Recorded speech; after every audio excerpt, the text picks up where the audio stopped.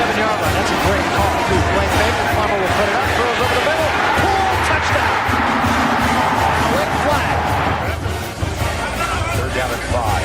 Levitt swings it to Scadaboo. Scadaboo breaks defenders. Here he goes again. Another Scadaboo is the running back, and he is immediately met in the backfield, runs through the contact, and then throws a shoulder for good measure.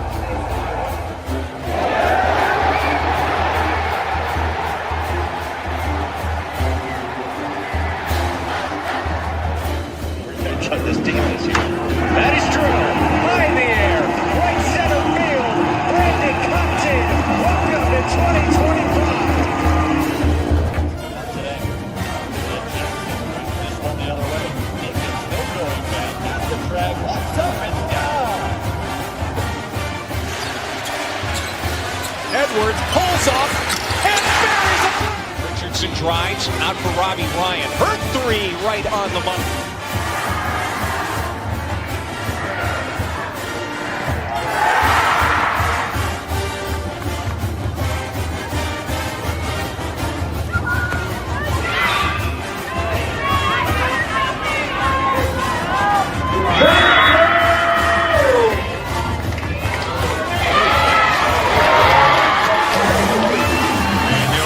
Takes his shot for Darby. Flag out. Doesn't matter. Touchdown.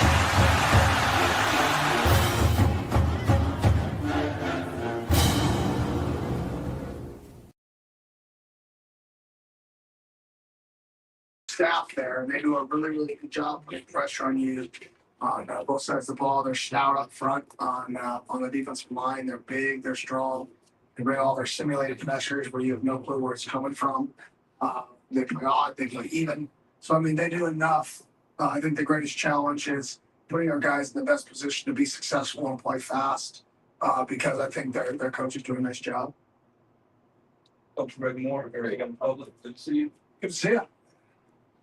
Essential. There's a rough stretch of schedule coming up, right? I think you've got like 5 of the next 6 from Texas. I think you've got 3 ranked teams coming up. How do you keep your players grounded and keep them from looking at the big schedule as a big show? Yeah, we play Baylor.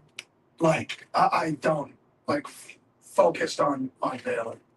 Like, that's 100% the focus, and whoever we play after Baylor, we'll play them, and so be it. But we're 100% focused on Baylor, the current team. This is a good football team. It's a team that, you know, has battled back from a 14-point deficit versus a ranked opponent and beat them on the road. So this is a good football team. They're probably the hottest team in our conference last year to end last season.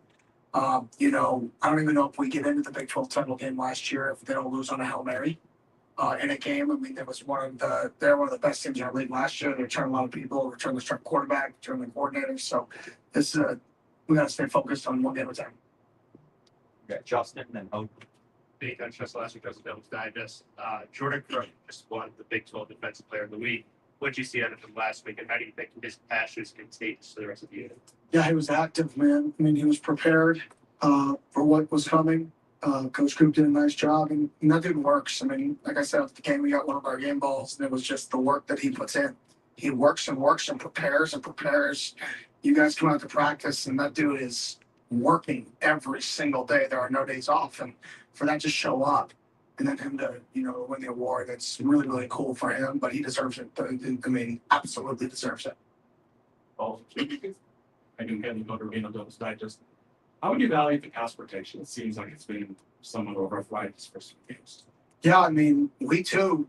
I mean, it was like 1,000, 2, 1,000, 3. Like, I felt really good about it. You know, this last week they had a few pressures that were getting on us, so they did a nice job. You got to give them credit. I was worried about how twitchy they were going into the game and creating a pass rush and creating negative plays, and they created that. You know, that's what you saw on tape, though. So I think every team has its own challenges with pass pro. Is it pressure driven? Is it third down driven? Is it they have a really good guy who can create a rush? So, you know, this last week, it was mainly the pressures when they were pressuring and we weren't ready for it. They created a little bit, but our line's playing really well right now. So we got to be a little better at back and pass pick up. And then, part of taking shots is sometimes running it on with the pressure.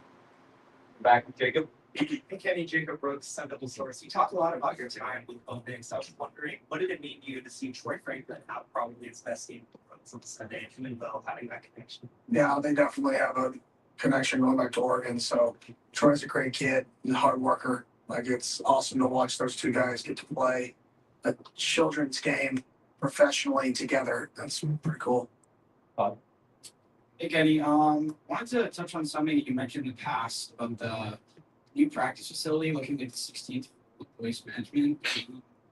Could you dive into what that picture looks like in your head?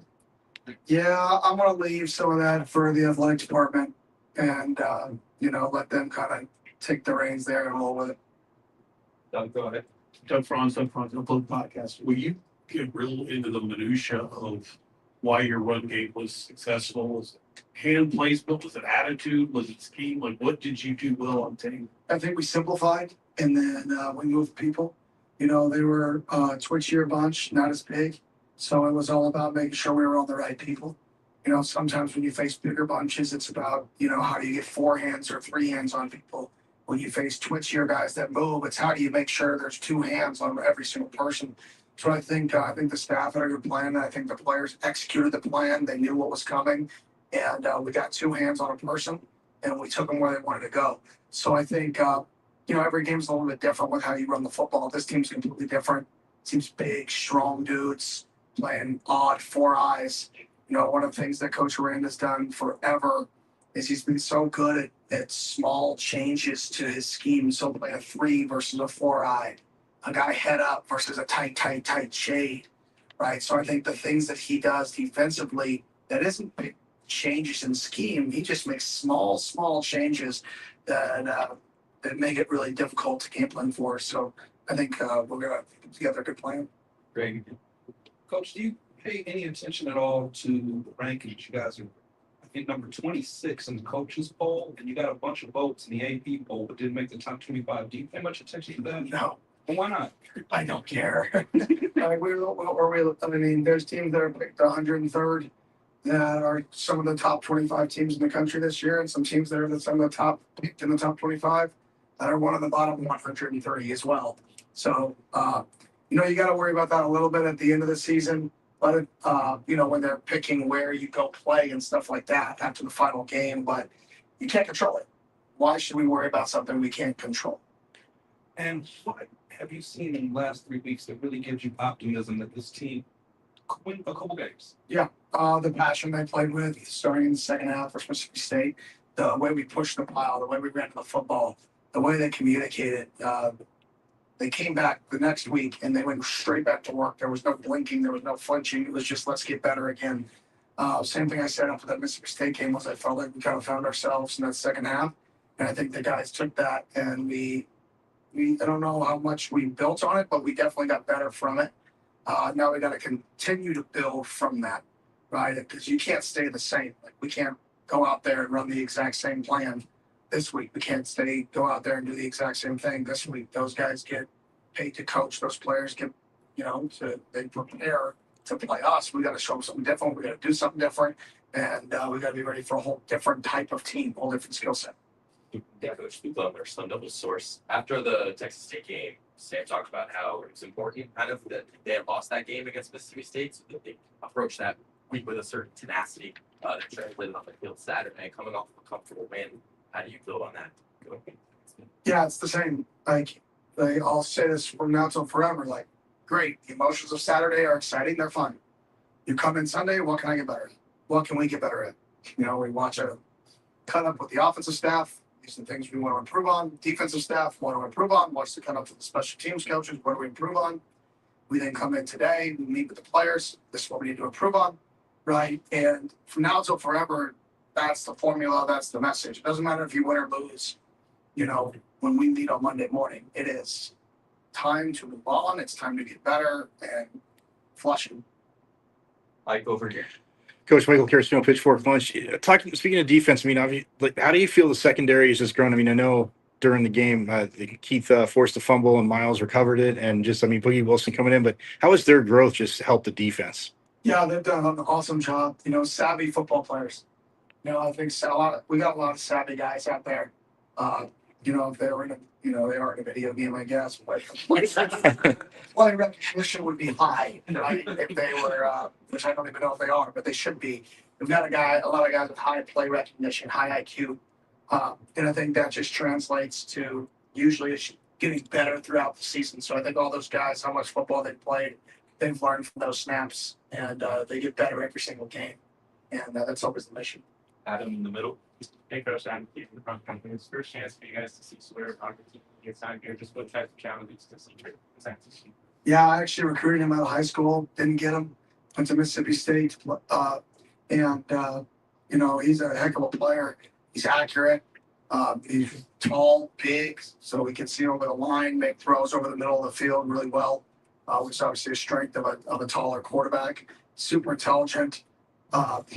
Better athlete than people give him credit for. Like, he's a big dude. I went and saw him throw live out of practice back in high school. So really good player. He's had a lot of success the last 2 years there. So it's going to be a good challenge for us. Quick follow-up. Sam is such a competitor. Do you find him to kind of get up for these games against these talented quarterbacks in the conference?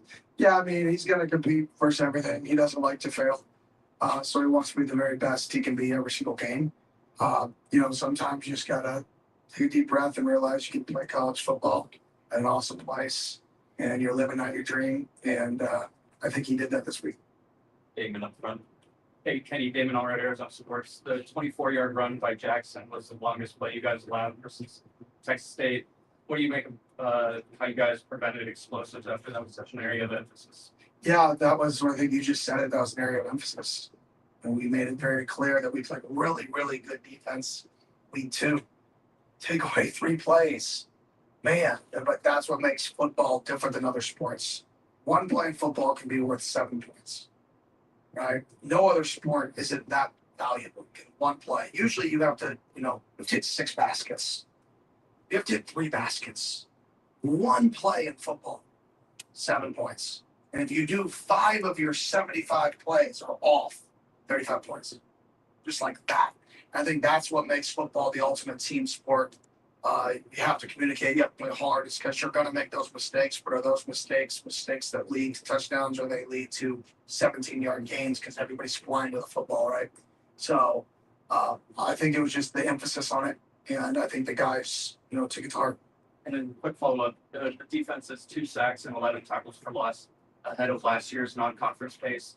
What do you make of just how that unit is looking going into the big matchup? Yeah, I've been really pleased with our team line in the 4-man rush game, getting after the quarterback. Our linebackers in the recontain game, for 7-man pros, we've been adding pretty well. We've gotten a couple sacks just in the recontain world as well. So I've just been pleased with the games are what they're supposed to look like up front. The straight rushes and the mighty rushes are what they're supposed to look like. We're containing the quarterback. So I've just been pleased with that unit as a whole. Chris? Okay, some of the hallmarks of Miranda's defensive style and the personality might stand out to you. Yeah, big dudes up front. He wants big dudes up front. He wants to be able to bring pressure from all over. They're called simulated pressures. He wants to be able to act like he's rushing 5, act like he's rushing 6, and only rush 4 because he drops out an end or drops out a defensive tackle, right? So everything is to simulate pressure without bringing it to confuse the quarterback. So your traditional thoughts of that defensive end is going to rush the passers out. That defensive tackle is going to rush the passers out because he's going to try to play his coverages with different guys, filling in the puzzle. And then, like I said, he does such a good job. They run what they run, but he does such a good job changing the small details of what they do. Guys from shades to 2 eyes. Guys from 4 eyes to 3s, so your angles on blocks just completely get destroyed.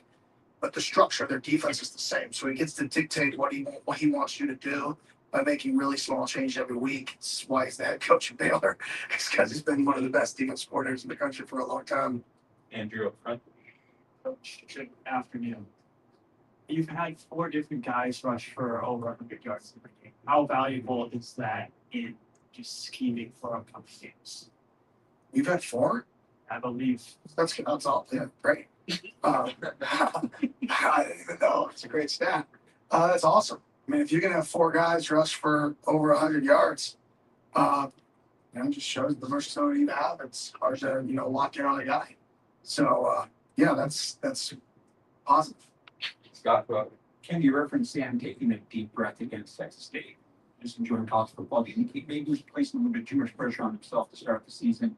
And did you have a conversation with him about that, just to say, just relax and enjoy what you're doing? Yeah, Sam's a phenomenal player. Like I've said multiple times, I don't think I did a good job in week 2 getting ready to play football. I think he did a really good job this week preparing, and I think that showed up on tape. He was comfortable, he was prepared, and he played really well. So, like I said earlier, last week, I think that second week was on me. I don't think I did a good job preparing him to play quarterback. I think he kind of prepared really well this week. He had a really good week of practice.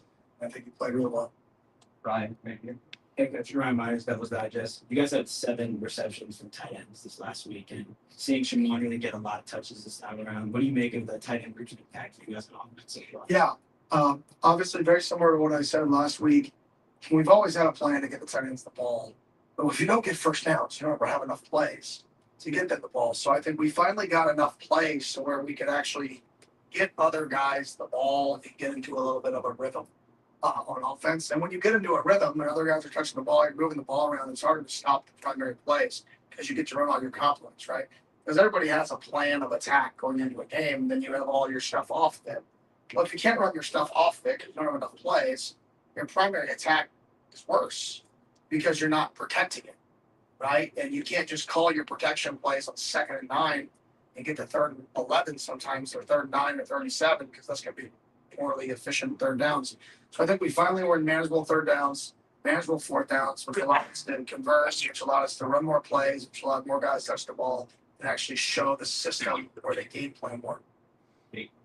Coach, you talked about how pleased you were with your defensive production these past few weeks. Someone that I've noticed nearly every single play is Keyshawn Elliott. Can you kind of talk about the impact he has on the unit, even on a day-to-day basis? Yeah, he's just steady Eddie, man. Like every single day he shows up and you know what you're going to get from Keyshawn. He's going to work hard. He's going to be one of the first people in the building. He's going to eat right. He's going to stretch. Like he's going to truly treat this like he's a professional. Like he's so consistent in his work. He's intelligent. He's instinctful. So, you just get a guy that you can absolutely trust. I think that's the easiest way to describe Keyshawn is you can trust him with anything and have a lot of faith if he says he's going to do something, he's going to do it. Back to Chris's question about the front 7. How are you normally coaching this up? Is Ben full on calling out protection schemes? Is that Sam? Do you call a play, and if it's 3 tech, block it this way, change it if it's 4 eye, or do you change the play? How do you coach this? I don't want to get too much into how we change things and stuff like that. Just because I know Powell will watch this and he's a good football coach and trying to get us, but we try to do it multiple ways. I think any good system has to be able to have the center and the quarterback change pros, in conjunction with each other, or not change pros or fake change pros. When you're a change pro team, you're a check team, you also have to have dummy checks that mean nothing so teams don't know what's going on, right? But yeah, I'm not going to get too much into the nuances of how that stuff works. Justin, big action. Last season, you guys saw a large portion of your success in the middle lane. How would you evaluate that you guys have played in those segments so far this season? How big is that impact? Yeah, I mean, week 2 we were plus. I mean, I include the first possession of the second half. If the guy takes 7 minutes, whatever it takes. So the last 2 weeks we were plus 10 in both games. Field goal, touchdown in both games. We missed an opportunity at the end of the first half this last week to really, score, field goal, get a stop. And then we got the ball back again, and we had an opportunity to go score again. And, I showed the guys I would have liked to manage that situation a little bit different in terms of our aggressiveness on the second and 1 maybe. But I thought we're doing well. I mean, we're plus 20 the last 2 weeks, so that's pretty good. Time for a couple more, David. Hey, Boogie was a pretty seamless replacement for Xavier Alford on Saturday. Just curious, after watching the film, what you thought of how he looked and how comfortable you are with him in that spot if that's necessary. Yeah, I don't think you can ever replace Xavier. You know, his first team all Big 12. He's one of the leaders of our football team. But he wasn't playing 100%, and that wasn't fair for him to fight through and play at 70% like week 2. That just wasn't fair to him and his future. Back to what I said, I want to protect our guys no matter how badly they want to play. We got to protect them from themselves because they're competitors. But he went in there and he did an awesome job. He found out he was going to start Saturday morning, and he went in there. There's a reason we brought him in. We have a lot of faith in Boogie. He's one of the happiest people I've ever met, which is awesome. Like I already said what I asked for the game, and like he's just, I'm gonna play my best. Like he's just that type of guy, which is awesome. So he went out there and played a really good game. You know, he flew downhill, he made some nice tackles, he had some good ball disruption. So I was really, really happy with how he played. Jordan? Kenny, as you're building the Texas Tempe pipeline, you're going up against these Texas teams so consistently. What are some of those like common threads or common characteristics you see out of players that come out of Texas, whether it's how ready they are to play or any other characteristics they may have?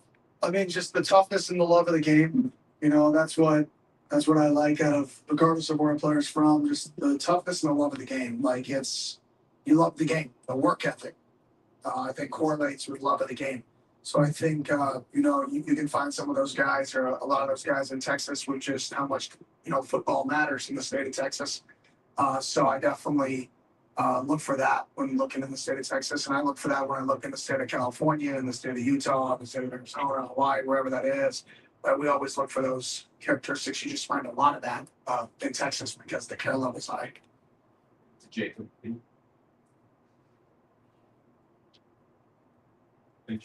Hey, Kenny, you've talked a lot about the depth in the running back group of Kyson, Malik, and Kanye. How much does it speak to the natural talent and also the work ethic that Demarius Robinson has getting on the field as a true freshman?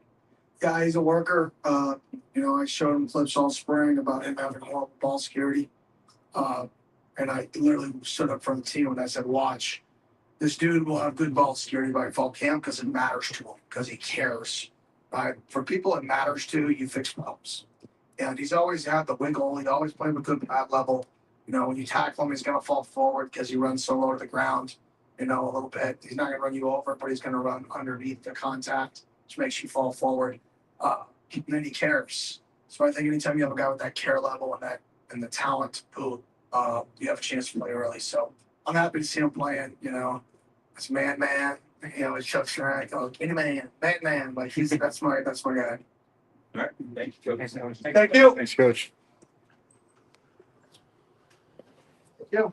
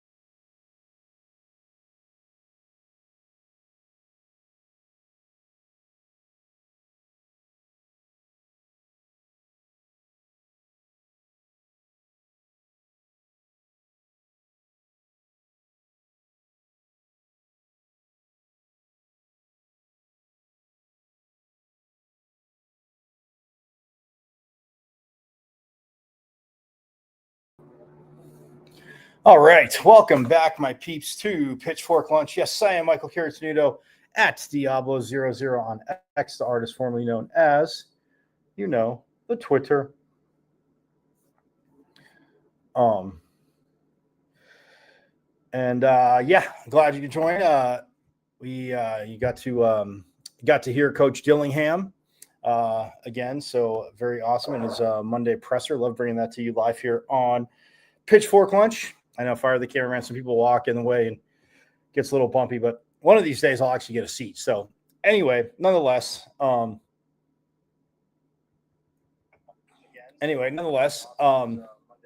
yes, very stoked to that. But again, I am Michael Garrett at Diablo00 on X, the artist formerly known as the Twitter. Check out the show live there every day, Monday through Friday, 12 to 1. You know this. Also, you can check it out on the beautiful, wonderful IG at michael.caratanudo.5. Yes, I know you know that. And also YouTube, guys, go to YouTube, watch live, right? You can watch live, and you can also, but when you're there and watching live, you need to subscribe to the channel. You see my name, Michael Caratanudo, so just go to YouTube, and it's at, well, if you search the page, Joe, it's at M as in Michael, V as in Victory, C as in Champ, 005, at MVC005 on YouTube, guys, and subscribe, as, again, absolutely absolutely awesome. You can do that and get all caught up. Again, you've missed a plethora of phenomenal con reviews. Again, coaches, players, voices, insiders, alum, a great athletic director who we're aiming to see if we can get on again this week.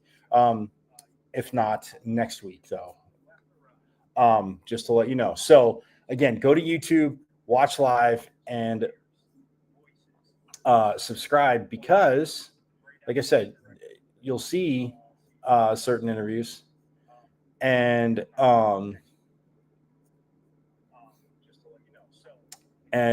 we've had return guests, obviously, right?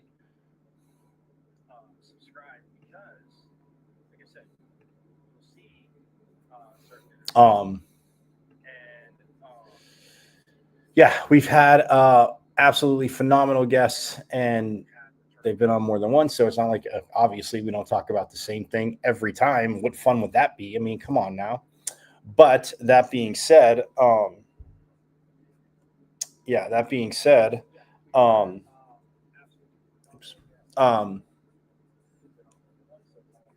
you can go and get all caught up. But nonetheless, let's get into it, because, like I said, we did hear from Coach Dillingham, and talking about, obviously, the win against Texas State, the challenge that Baylor is going to be. Coach Dave Aranda, the head coach there, obviously one of the best. He was one of the best defensive coordinators in the country. Coach Dillingham mentioned that, but for those that haven't seen Baylor play the last few years, again, you would know. And last year, if you think about it, Coach was talking about how ASU might not be in the Big 12 championship game if Baylor doesn't lose on a Hail Mary. So if you,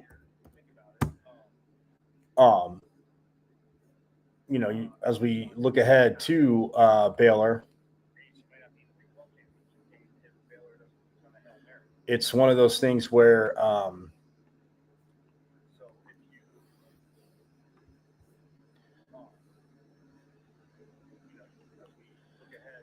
so far, Baylor, is 2-1, just like ASU. They opened up with Auburn and lost 38-24. And you look at it, I mean, Auburn was up 7-3 at the end of the first. They were up 17-10 at halftime. Then they were up 31-17 at the end of the fourth, end of the third, and then both teams scored 7 in the fourth. So it was 38-24, ended up being the final. Sawyer Robertson, the quarterback who Coach Dillingham mentioned today, who he actually recruited when Robinson was back in high school. So, didn't get him. I think he went to Mississippi State, he said, first, and then he transferred to Baylor. But I mean, you look at, even against Auburn, 27 of 48, 419 yards through the air. He's a big, big quarterback. 3 touchdowns, no picks. He also had 4 carries for 19 yards. 4 for minus 19 yards. But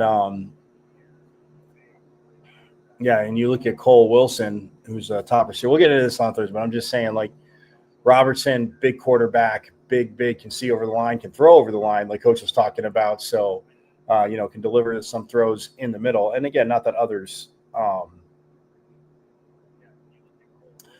quarterbacks can't. I'm just saying, Sawyer Robertson, bigger quarterback. So, but yeah, that's what Coach is talking about. Absolutely awesome. Baylor, like I said, this week. But yes, there's Victory Monday. As you know, they beat Texas State 34-15 and fell a few spots in the AP. Yes, still fell. It's absolutely pathetic. An 0-2 Notre Dame team. And again, I don't hate on Notre Dame. I'm not a hater. You pitchfork lunchers, you know me. Show this to your friends as much as I like. Alabama gets credit for beating a 2-0 Mississippi State or a 2-0, Wisconsin team whose competition before Alabama, not the depth of Wisconsin, right? They bump up 2 spots. Notre Dame loses. They lost to Miami over in first week of the season. Where were they? Ireland? Oh no, that was K-State and Iowa State. But they lost to Miami the first week of the season. They turn around, and yeah, granted it was late, but they lose to Texas A&M, again ranked by 1, and they dropped 8 spots. An 0-2 team, still in the top 25, but a 2-1 team who went to Mississippi State, dominated them for basically over a half. If you think about it, the end of the first half and into the fourth quarter, except for the only drive that Mississippi State scored on was the last one. They went on a 20-0 run, punched them in the mouth, but yet then they come back and they win 34-15 in control of the game, and they drop 4 more spots. So, like, look, Coach Chillingham, he calmed me down. He's like, because again, he just doesn't care. He's like, about it. Why get upset about things you can't control?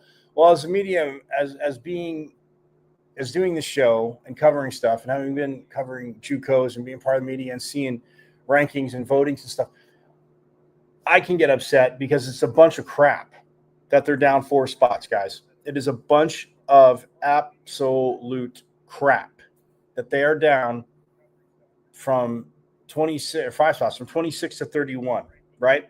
That's where they're at.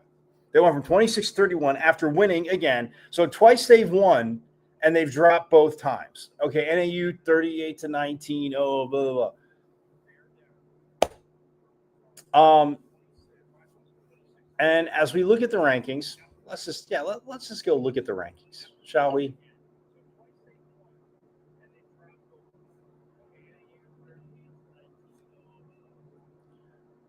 Let's look at the rankings.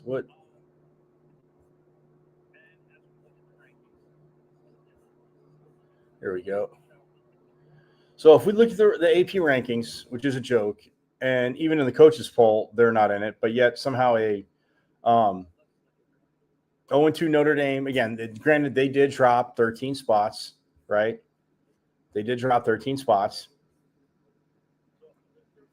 Notre Dame, yeah, and they dropped 16. Well, in the coaches poll, they dropped 13. South Carolina, who's 2-1, who lost what was that, to Ole Miss, who's 3-0 now. Wait, who's South Carolina?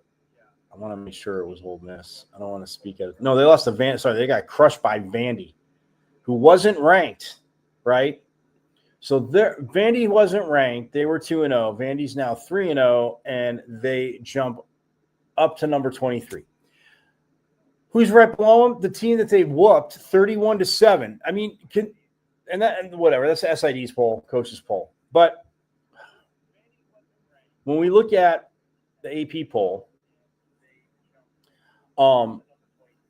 Oregon dropped 2 spots after dominating Northwestern. I mean, Northwestern didn't score till the fourth quarter. Absolutely on the road, dominated Northwestern. And they dropped 2 spots. So Georgia could go up 1 spot off an overtime win over Tennessee, in which Tennessee missed a field goal in regulation that would have walked it off and won it. And then, okay, Miami destroyed. It's crazy to me. South Florida. They go into the top 25 because they beat 2 teams. And then, of course, because it's South Florida and Miami beat them. And, well, let's see. What was the final of that game? 49-12. So, again, they did have their way. And, again, I have no issues with Miami being at 4. But you're telling me Oregon shouldn't be above Georgia. And then you have – but they dropped 2 spots. If anything, they should have just stayed where they were at 4. And then Miami would be 5, Georgia would be 6. Because that's how it should be. All right, AP. I invite anybody from the AP regional voters to come on, because Oregon does have 1 first-place vote, and I'm guessing that's from up there in Oregon. But, again, they're a good enough team to where I'm okay with that. Miami got 3, LSU got 2, Penn State got 5, and then Ohio State beat, whoever is on their schedule. Another team that has no depth, doesn't have the same type of depth, I should say, can't match up. So they're still number 1. But yeah, you look at Texas won, they still dropped a spot. Illinois, they won and they stayed the same. Of course, Illinois did. Texas A&M, who beat Notre Dame, jumped 6 spots. All right. You can see it. They're at 10. Oklahoma's 3-0. They're up 2 spots. They jumped up 2 to 11. Iowa State won. They're 4-0. Okay, they jumped up 2. Highest Big 12 ranked team is at 12, and that's Iowa State, who's at 4-0. And so far, Iowa State we know has beaten K-State. They beat South Dakota. Then in the battle for Iowa, as they beat Iowa 16-13. But okay, so it's okay if Iowa State beats an unranked team, they can't get rewarded. But if and then again, they're up 2 spots, and against Arkansas State, who Arkansas State, who is now 1-2, they win 24-16. So again, tough Arkansas, but they only win by 8. But somehow the math on them, they go up 2 spots.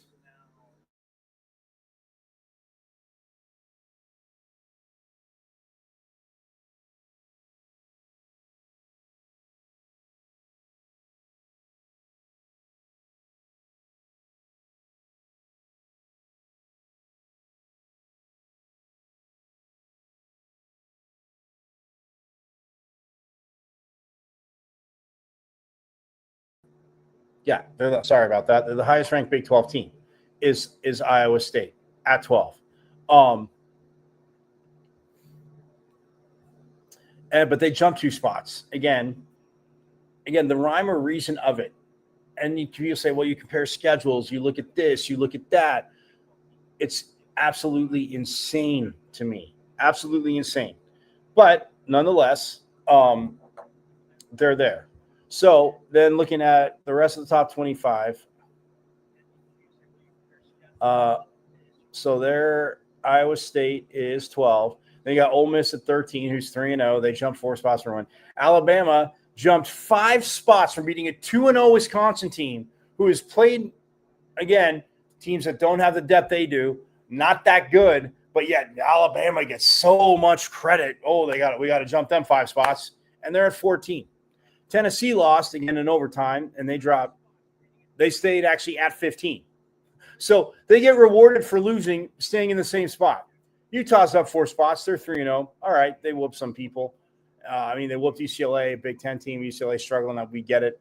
But Utah's next Big 12 team, and they're at 16, but they jumped 4 spots. Texas Tech is at 17. They're 3-0. They also went up 4 spots.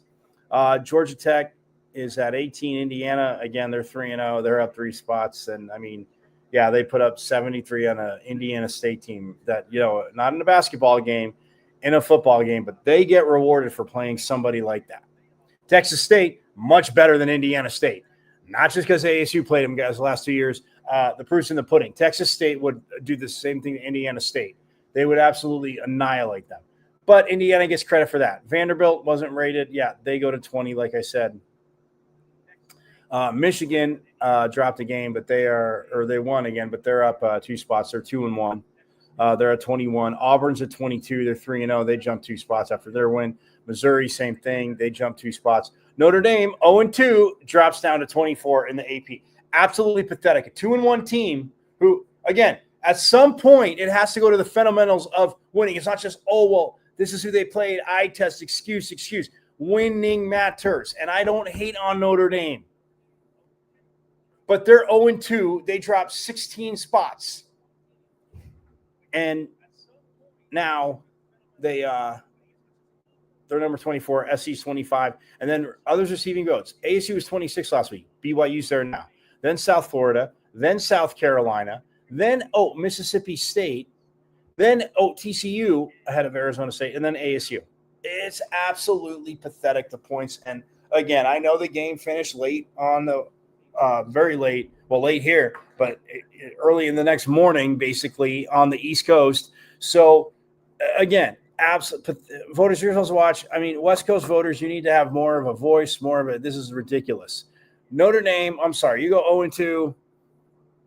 Great, Miami and A&M. At some point, they'll winning. So if Notre Dame loses all the rest of their games by 1 point, right? Say they lose all the rest of their games, they go 0-11. We're going to put them in the top 12 just because they were close. Like at what point?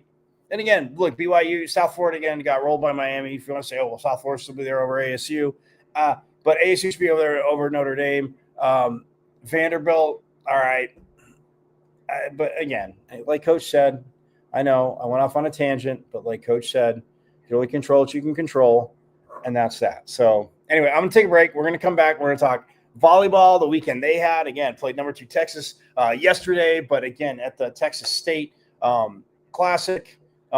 They won both their games. Absolutely phenomenal. Soccer won Friday night. Absolutely phenomenal. So we're going to step aside and we'll have more passionate and correct Pitchfork Lunch coming right up.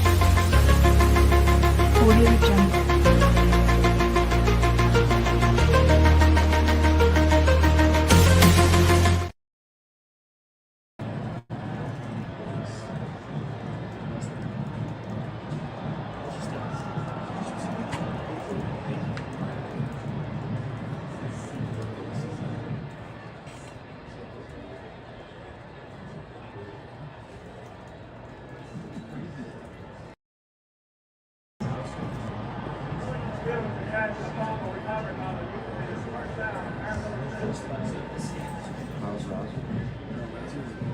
bubble by receiver, Bo Sparks.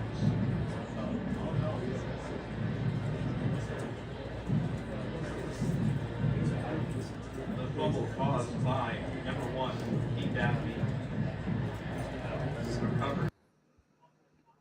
And you see right there again, yes, first play, that was Sam Levitt's jump pass, doing, I guess, his pulling his inner Tim Tebow, best Tim Tebow imitation.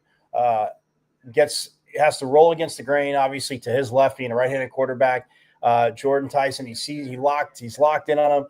The defender's right there. He literally, rolling his left, jumps, throws the pass. You saw Tyson kind of torque his body, make the catch, hurdle a dude, get the touchdown. Then the second one, which, again, that play in and of itself, absolutely phenomenal. It's only game 3, but I think that could be easily in the top 5 of top plays of the year in the Big 12, or not even that. Also in college football,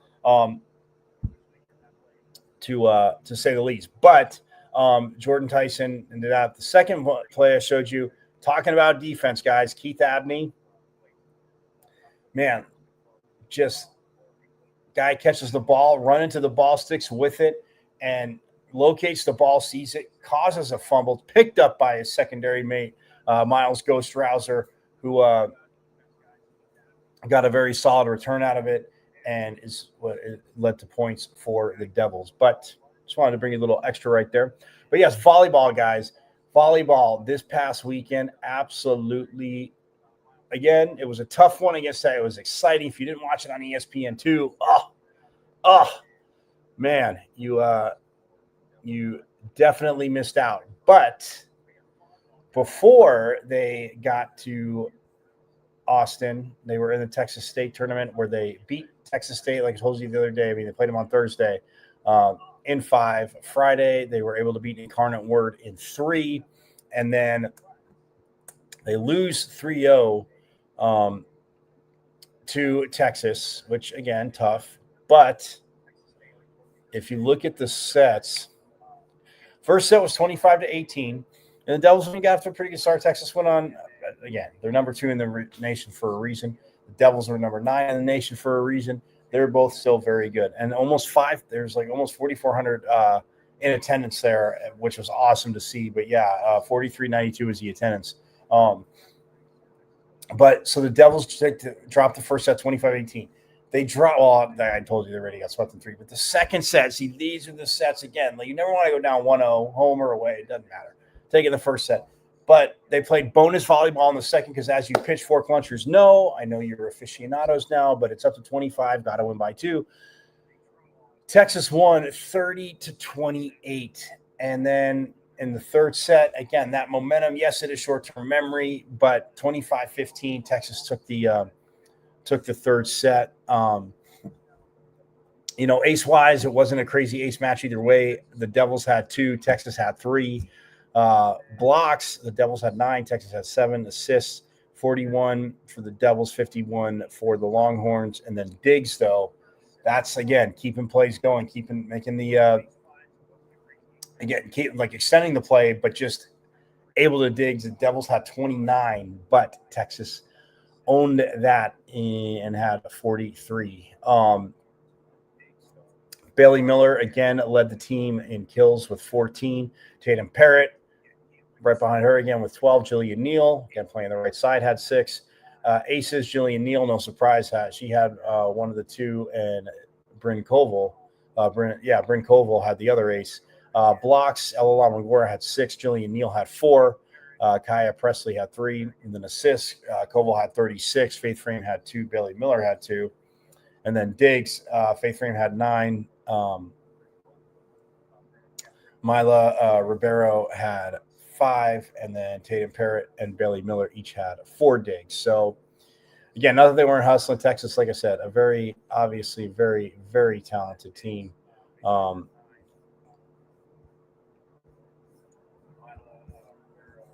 Leading them in kills was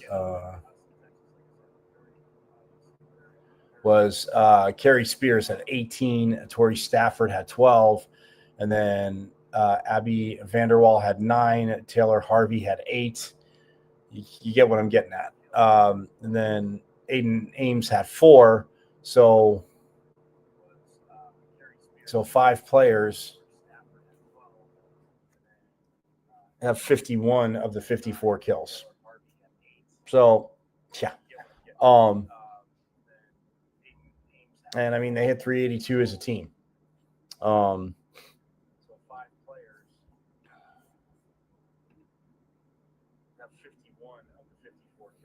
Yeah, they had 382 as a team. Again, pretty darn good for the Devils, though. Look at that.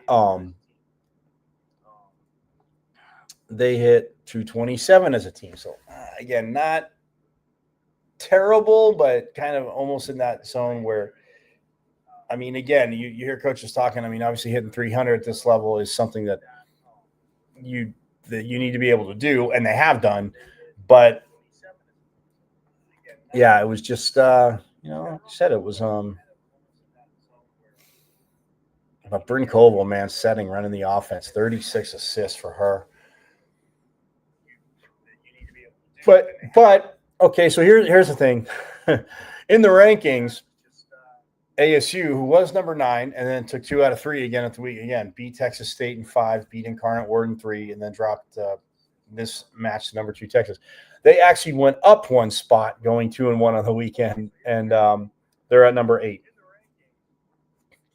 So that in and of itself, absolutely awesome.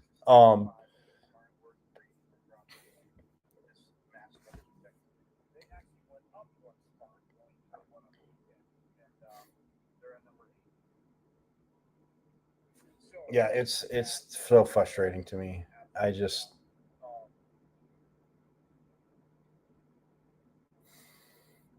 yeah, so tomorrow we're going to hear from soccer, who again has another match, who starts Big 12 play this week. By the way, I want to say Thursday, as they are taking on BYU. They opened up at BYU last year, fans, and if you don't remember, I will remind you, it was rowdy at BYU. Again, it's a big crowd there, and they played a good game, but BYU came out on top in that game because of their crowd. So again, yes, they will have support here. But let's get out to Sun Devil Soccer Stadium. I'll be talking about it all week. Yeah, I'll be talking about it all week. But tomorrow we're going to hear from Coach Winkworth after Friday's awesome win against UTEP. We'll also hear from Cam Valladares, who had just a phenomenal game. I've mentioned her speed, and you'll like what Coach says. I'll tease his sound by Cam seeing the light. And it really has. It's not about strategy or fully, something with the in between the lines, but you'll see. Coach is again, he's got a very good, cheeky, I guess, sense of humor, as they would say across the pond.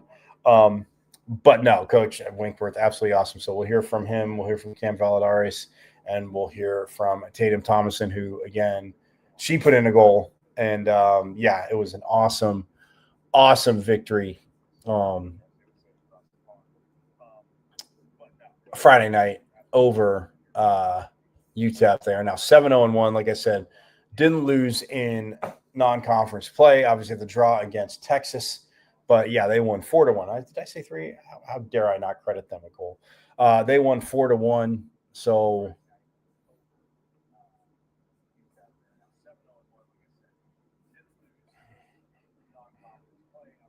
they've outscored their opponents. They've scored 20 goals in non-conference play. Take that.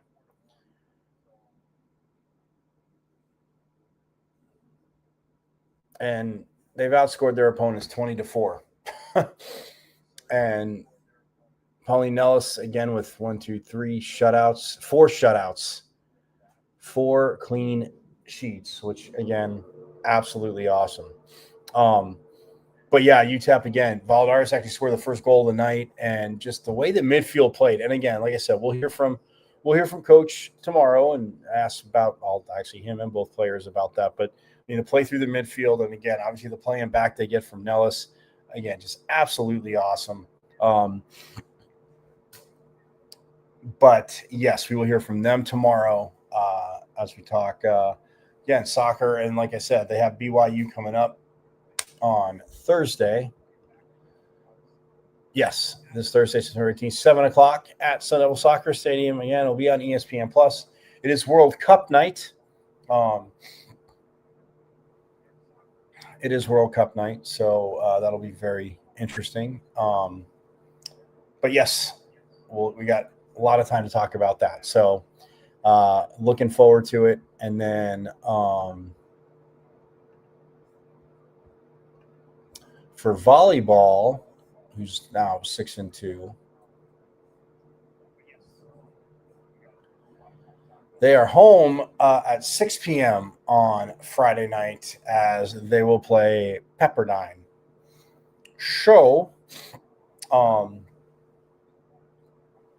They'll play Pepperdine at 6 p.m. So busy Friday night here. Volleyball, soccer, you can get to it all. And again, you go to volleyball at 6. Who knows? Maybe they sweep from 3, miss maybe the opening kick of soccer, but you can hustle on over to Sun Devil Soccer Stadium and do that. And then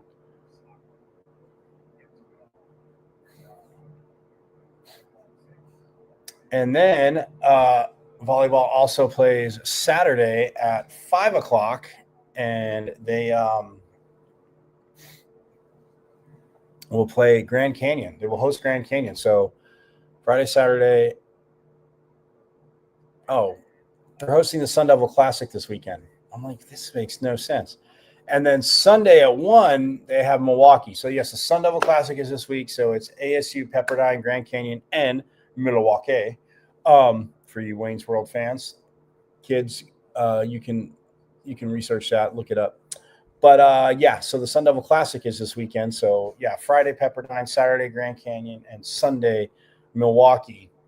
And then after that, and then a week from this Friday, they will open up Big 12 play at Kansas on Friday, and then at K-State on Sunday. Then they come home first weekend of October for Utah at 1, and then that next Wednesday, Baylor will be here. And again, bring your crickets. Bring your crickets. We want to make Baylor feel at home, guys. I'll explain that tomorrow. But anyway, look, I'll be back tomorrow. Again, absolute forks up to football, obviously beating Texas State. Volleyball up to number 8, 2-1, and just going toe to toe with Texas. And then going 2-0, or 2-1, and they're up to number 8. So forks up to Coach Winkworth and soccer. Again, phenomenal job as they again beat UTEP, are unblemished in the loss column in non-conference play, as they had the draw against Texas, the 1-1 draw, which Valadares got the goal 41 seconds into the game. She also did get the opening goal against UTEP and the closing assist, but we'll talk more about that tomorrow. So have a phenomenal rest of your Monday, guys. And as again, rating Big 12 champs and 8th ranked women's volleyball always reminded me, it is #OurState, because, well, that's for that school down south, just so they realize it is #OurState. And as you guys know, as always, go Devils. But importantly, to keep Sparky busy, absolutely go Devils, and forks up. I went to Arizona State. Right. I'm a Sun Devil, man. The 27-yard line. That's a great call. Play fake. Funnel will put it up. Throws over the middle. Pull. Touchdown. Red flag. 3rd down and 5. Levis swings it to Scatterboom. Scatterboom breaks defenders. Here he goes again. Scatterboom is the running back, and he is immediately met in the backfield, runs through the contact, and then throws a shoulder for good measure.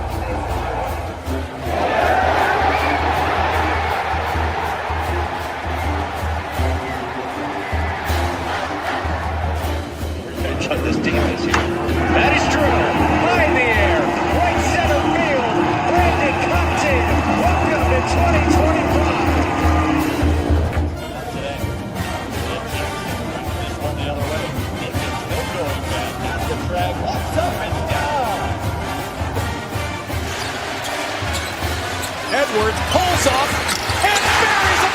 Richardson drives out for Robbie Ryan. Her three right on the money.